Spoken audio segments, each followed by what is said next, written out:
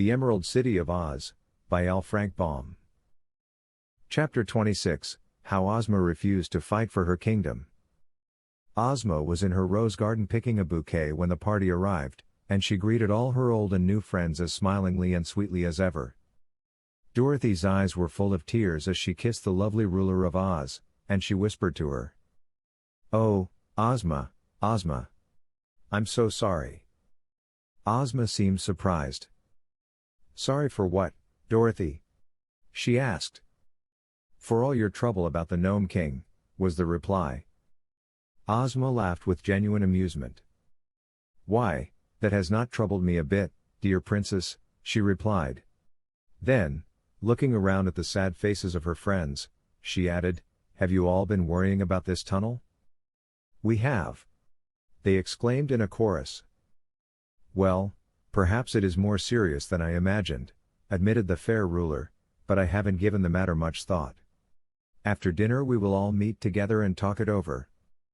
So they went to their rooms and prepared for dinner, and Dorothy dressed herself in her prettiest gown and put on her coronet, for she thought that this might be the last time she would ever appear as a Princess of Oz.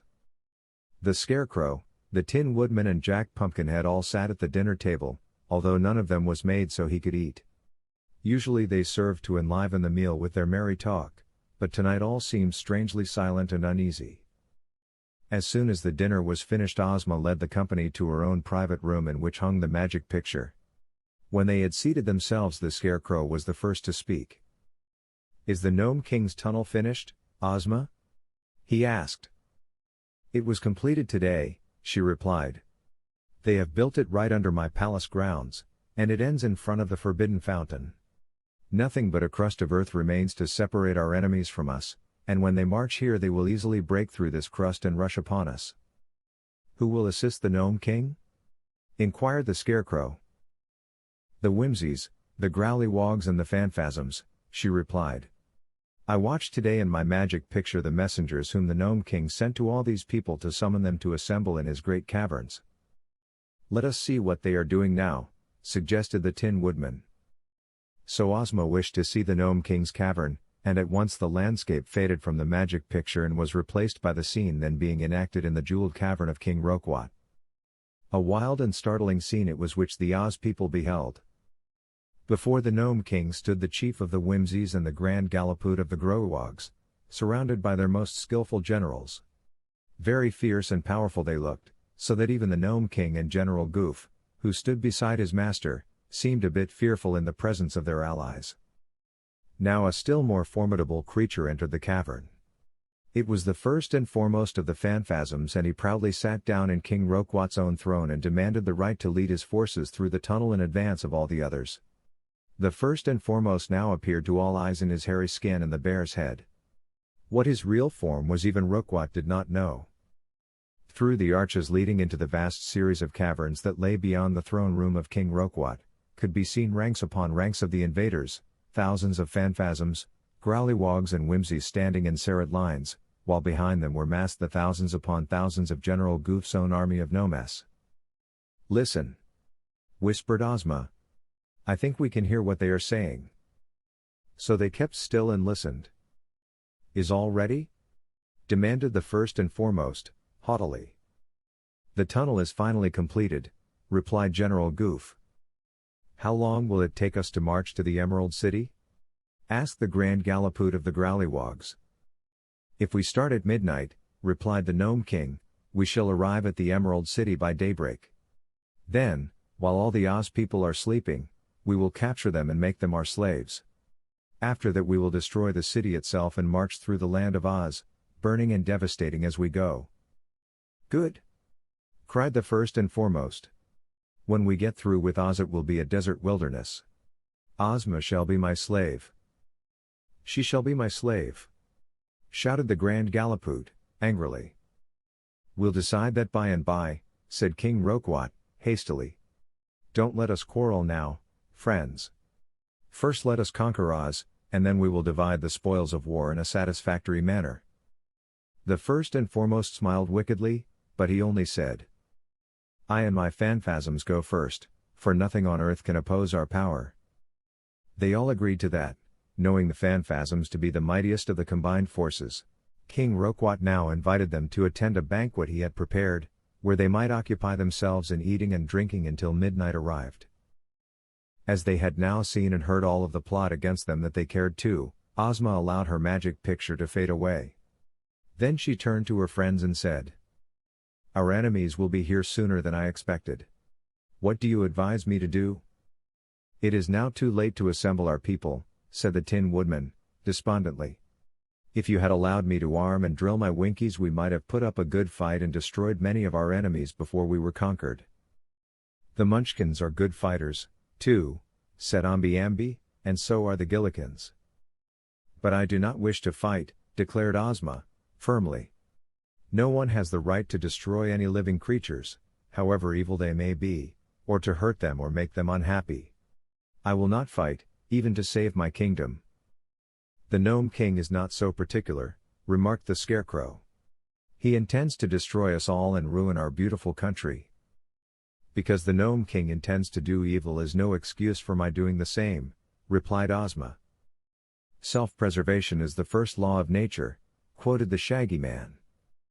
"True," she said, readily. "I would like to discover a plan to save ourselves without fighting."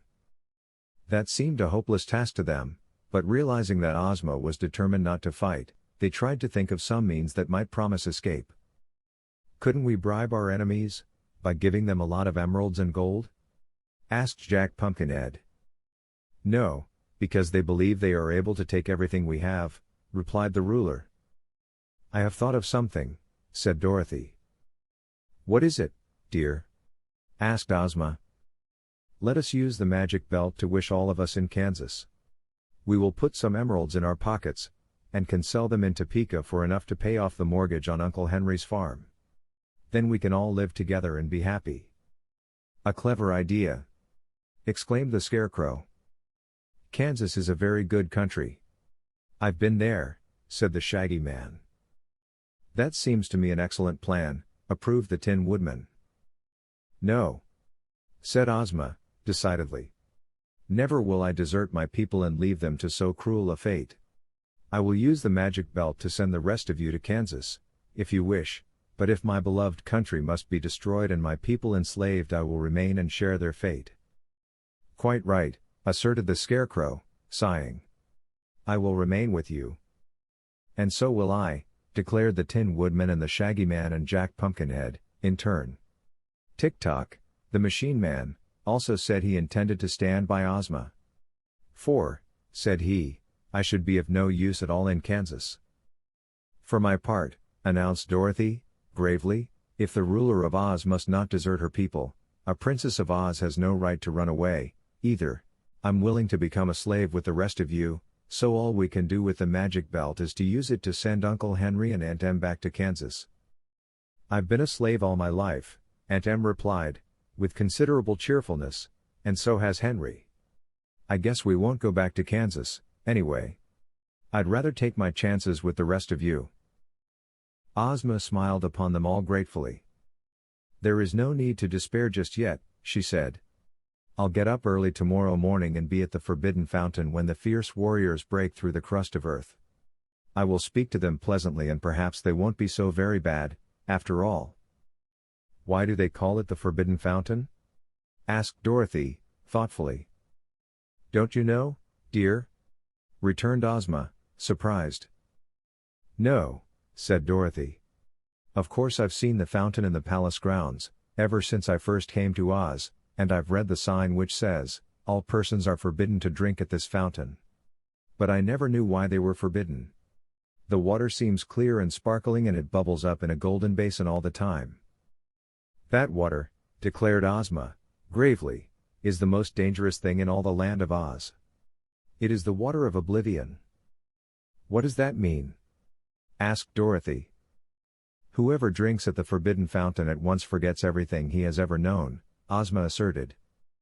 "It wouldn't be a bad way to forget our troubles," suggested Uncle Henry.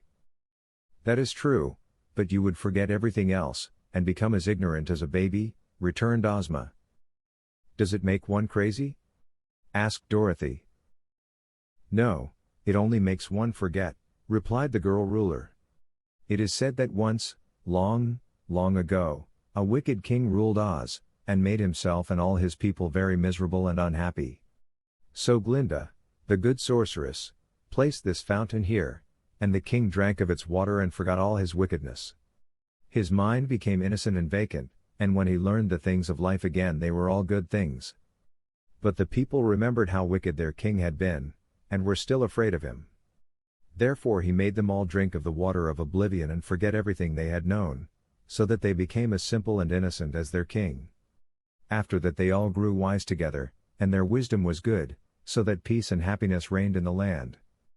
But for fear someone might drink of the water again, and in an instant forget all he had learned, the king put that sign upon the fountain, where it has remained for many centuries up to this very day. They had all listened intently to Ozma's story, and when she finished speaking there was a long period of silence while all thought upon the curious magical power of the water of oblivion. Finally the Scarecrow's painted face took on a broad smile that stretched the cloth as far as it would go. "How thankful I am," he said, "that I have such an excellent assortment of brains." "I gave you the best brains I ever mixed," declared the wizard, with an air of pride.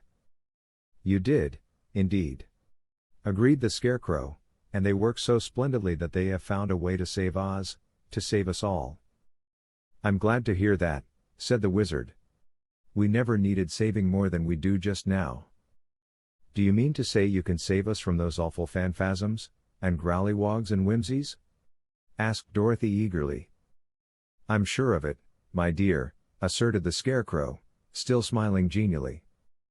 "Tell us how," cried the Tin Woodman. "Not now," said the Scarecrow. "You may all go to bed, and I advise you to forget your worries just as completely as if you had drunk of the water of oblivion in the Forbidden Fountain.